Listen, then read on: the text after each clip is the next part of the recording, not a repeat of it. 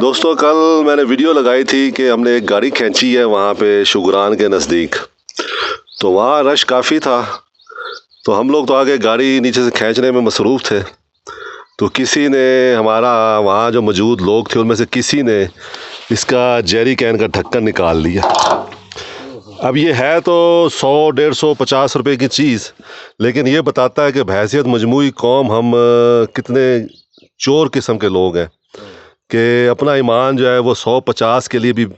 جو ہے وہ گنوا دیتے ہیں۔ اب اس کا نقصان مجھے یہ ہوتا ہے کہ میں تو 100 روپے 150 روپے کا لے لوں گا، لیکن رات یہاں بارش ہوتی رہی ہے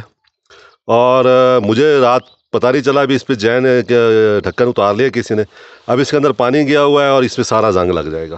جو جا کے مجھے دوبارہ صاف کرانا پڑے گا۔ تو ہم لوگ کسی کی مدد کر رہے تھے، اس کی گاڑی کھینچ رہے تھے اور کوئی پیچھے جو ہے وہ اس نے اپنا یہ ڈھکن اتار لیا۔ تو جب تک ہم لوگ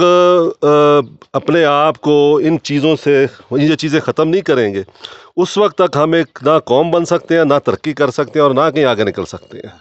بس دعا میں یاد رکھیے اور اس کے لیے بھی دعا کیجئے جس نے یہ چوری کی ہے اور یہ ڈھکن اتارا ہے، اللہ اسے ہدایت دے، آمین۔